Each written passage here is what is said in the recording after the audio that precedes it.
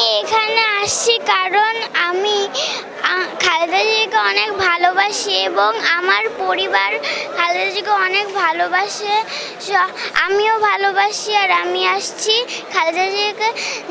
খালেদা জিয়ার কবর জিয়ারত করার জন্য। খালেদা জিয়াকে ভালোবাসার কারণ কি? উনি কেমন ছিল? কারণ আমার বাবা, আমার মা, আমরা সব পরিবারই আমরা এই খালেদা জিয়াকে ভালোবাসি। এর জন্য আমার বাবা ভালোবাসে দেখে আমরাও অনেক ভালোবাসি। আমার মনে হয় এই পৃথিবী যতদিন থাকবে দেশের জনগণ তাকে ভুলতে পারবে না।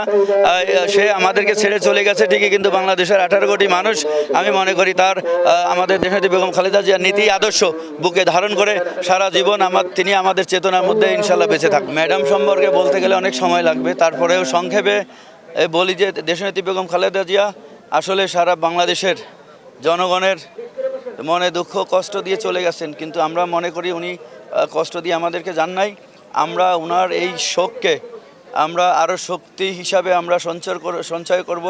এই শক্তি নিয়ে বাংলাদেশের জনগণ ঐক্যবদ্ধ হয়ে ইনশাল্লাহ আগামীতে আমাদের দেশনেত্রী বেগম খালেদা জিয়া এবং আমাদের শহীদ প্রেসিডেন্ট জিয়া রহমান তারা সবসময় জনগণের কল্যাণের জন্য কাজ করে গেছেন। একটি সোনার বাংলাদেশ তারা গড়ার স্বপ্ন দেখতেন।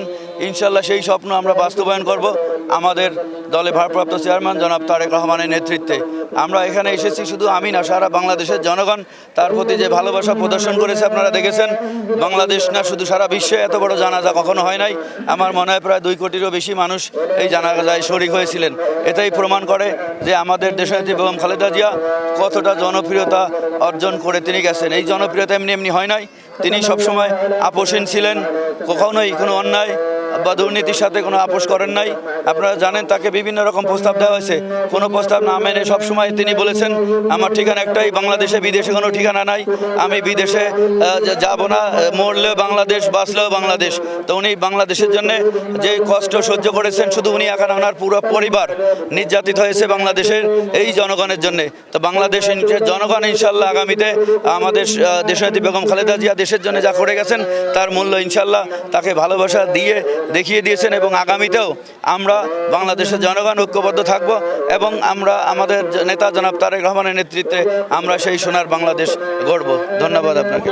আমাদের তারুণ্যের অহংকার জনাব তারেক রহমান ডাক দিয়েছেন সারা বাংলাদেশের মানুষকে ঐক্যবদ্ধ হবার জন্য, দল মত নির্বিশেষে আগামী দিনে একটি সুখী সমৃদ্ধশালী করছে।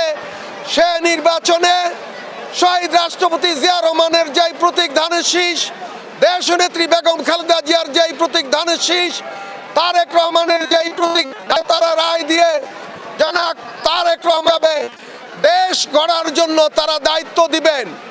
এবং জনাব তারেক রহমান যেভাবে শহীদ রাষ্ট্রপতি জিয়া রহমান দেশ পরিচালনা করেছেন, যেভাবে দেশনেত্রী বেগম খালেদা জিয়া প্রধানমন্ত্রী হয় দেশ পরিচালনা করেছেন, গণতন্ত্রকে সমুন্নত রেখেছেন, স্বাধীনতা সার্বভৌমত্বকে সমুন্নত রেখেছেন, আমি মনে করি জনাব তারেক রহমানের শরীরে 1 বিন্দু মাত্র রক্ত থাকা পর্যন্ত তিনি বাংলাদেশের স্বাধীনতা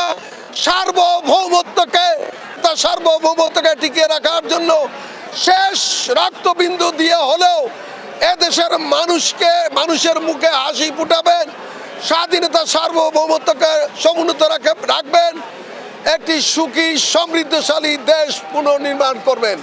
সবাই ভালো থাকবেন। আগামী দিনে দেশনেত্রী বেগম খালেদা জিয়ার জন্য দোয়া করবেন, আল্লাহ যেন তাকে বেহেশতের মেহমান হিসেবে কবুল করেন।